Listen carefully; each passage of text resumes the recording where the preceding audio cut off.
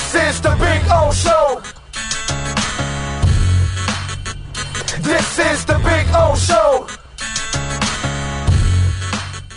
All right. And by the way, because I know I'll forget because there's a whole bunch of people in the text just keep rolling. Eddie De La Torre, just so you know, my man, you need a hearing aid. I never said earlier this year that Bam was a superstar.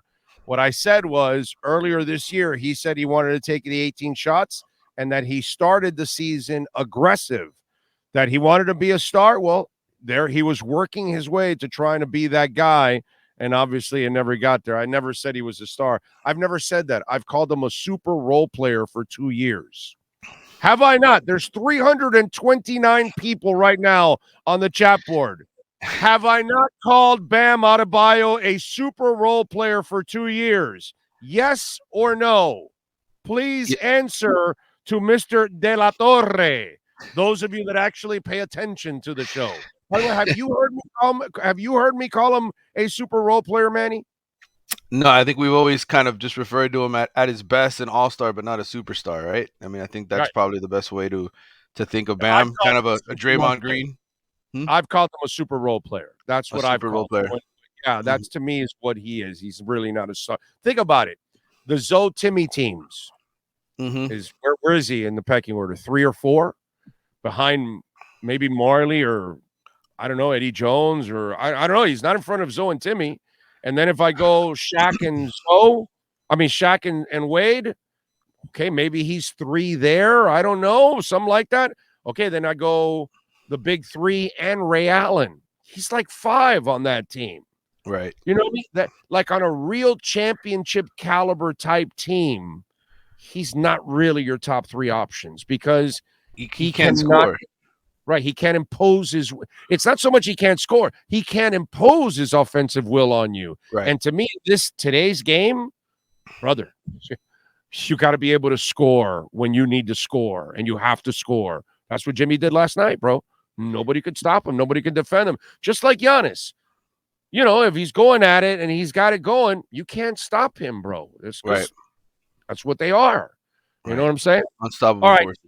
Let's get to the really important shit right now. God damn it, Montana Lemonious Craig, is he coming here? I don't know. Oh, I know. He's no longer.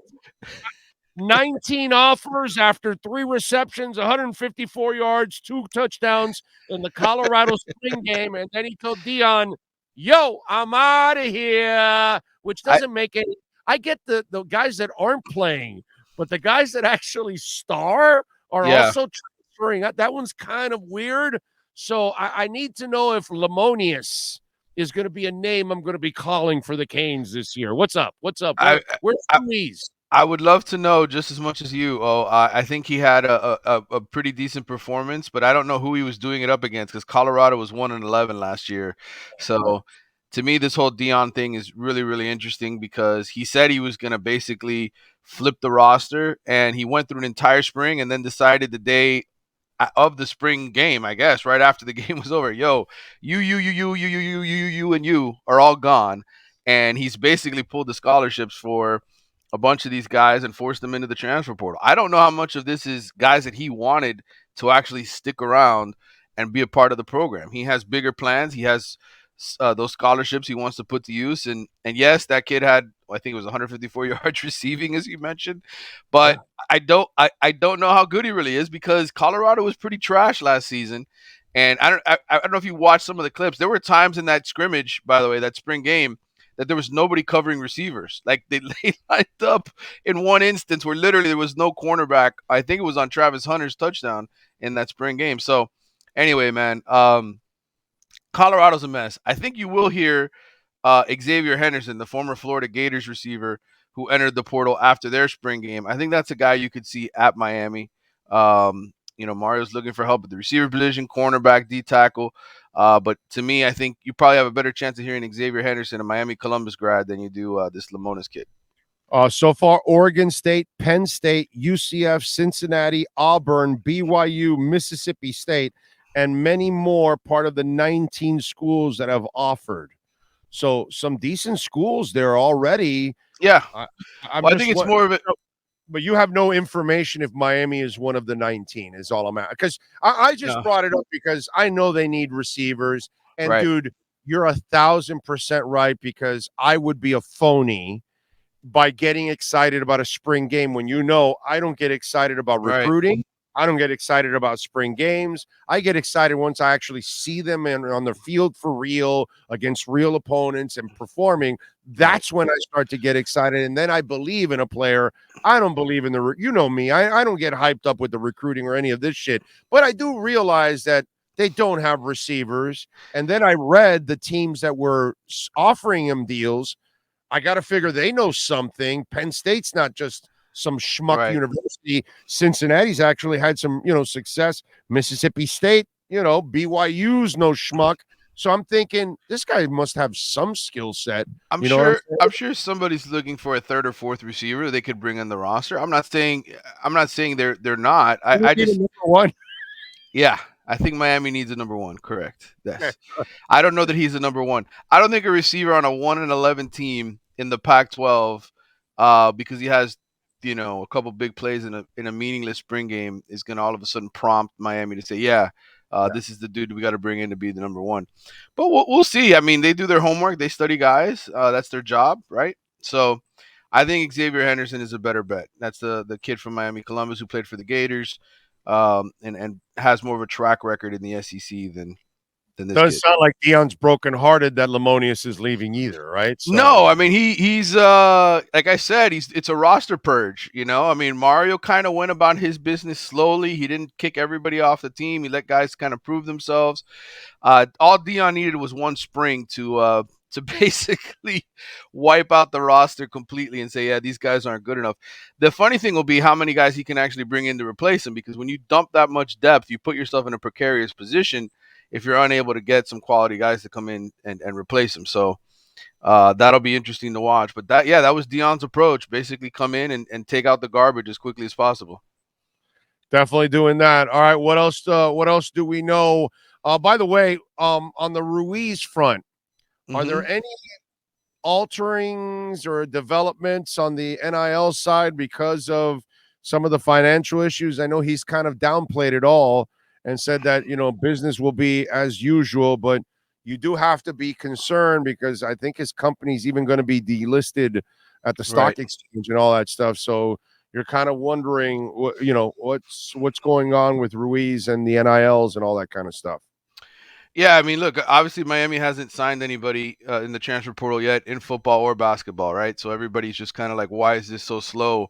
I just think it's more a matter of finding the right fits, finding the right players that you really want to get in here. I think Miami has slowed it down from that perspective. Is they're being a little choosier about who they bring in for both the men and women's basketball programs. They got a few women's transfers to sign up and come, but I think on the men's side, they're kind of waiting on a few kids. And so, look, as far from an NIL perspective, I said this with you last week. I think people need to realize Ruiz is not the only option here. He's not the only guy pouring money into the school. The Canes Connection is a different collective, and Ruiz does have a role in that in some way, but there are other people pouring money into the program. So I think this is more about being choosy with what you buy than just going out there and rushing to bring in a bunch of people that may or may not fit your program. And that's why it's slow. But I think from Ruiz's perspective, everybody that I've talked to who works for him, everybody who is part of his NIL regime, I have yet to come across anybody say I haven't gotten paid. So whether that changes in the months ahead as he deals with some financial troubles, we'll see. But I think for right now, everything is status quo. Okay. All right. Good stuff. Any other things am I overlooking Canes wise that we could mention? No. It's kind of slow, so I don't know if there's anything I have overlooked that we should mention to Canes fans out there. No, just I mentioned Xavier Henderson, the former Florida receiver kid out of Miami Columbus. There's other kids that they're in on. Jaden Davis, who's a former St. Thomas Aquinas grad who played at Oklahoma. He's the cornerback that they're looking at. Jaquay Jackson, rather, a D2 wide receiver, is another name to know as far as potential targets here in the transfer portal. And then Tywone Malone, a 6'4", 315-pound defensive tackle who played for Ole Miss the past couple seasons. Didn't get a lot of playing time But he's a big-bodied kid, and I think for sure Miami is definitely looking and sniffing around. He's a kid who's going to finish school this semester and then decide where he's going to school. But he's another name to know. There's going to be more names that pop up here as the process continues. I would just say this: I would say be patient and trust in the coaching staffs at Miami that they're going to get some good players. They did it last year. Mario did a good job bringing in some transfers. They did their homework. They got the right kind of kids to fit the system. There weren't too many, head-scratching additions in terms of transfer portal guys. And I would say the same thing for the basketball team. Jim Larenega's got a great track record doing that. So be patient.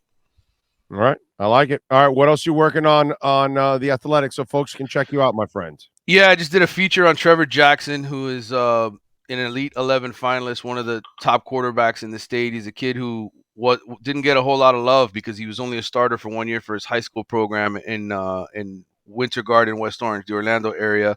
And he's 6'3", 195 pounds. And he went to this Elite 11 camp earlier this month, tore it up, got an invite to go to the finals. And now Texas A&M, Penn State, Ohio State, a bunch of schools are looking at him. And I know Miami took this quarterback from Georgia, Judd Anderson, who I know you're a fan of his name especially, and his height, 6'7", 220. But this is the kind of kid that I think is kind of one of those quick risers because people are starting to see what an athlete he is, what kind of arm he has, and that kind of stuff. And so anyway, it's a feature on him and just the quarterbacks in general that come out of this state. There's a lot of them in this particular cycle. One that's committed to Iowa, another one to NC State. So the state of Florida this year, high school wise, has some good players that are coming out. For the record, I'm really more into Jugs than Judd, but that's all right. It's all good. Follow on Twitter at Manny_Navarro, and of course, subscribe to The Athletic because they've got all the Jugs there. We do. Manny, we will catch up on Friday, my friend. Appreciate you. All right, brother. Take care, man. You got it. Don't forget, man, go to caneswear.com. If you don't live in the area and you can't go to 2511 South University Drive in Davie, you can go online at caneswear.com. You order over $99, you will get free shipping because Jeff and company will pack it in quickly and send it out, baby. Check it out. They may have a jug with a U on it. They've got almost anything and everything practically with a U logo on it. They've got InterMiami gear, Marlins gear, Panthers gear, Dolphins gear, Miami Heat gear. So check it out at caneswear.com.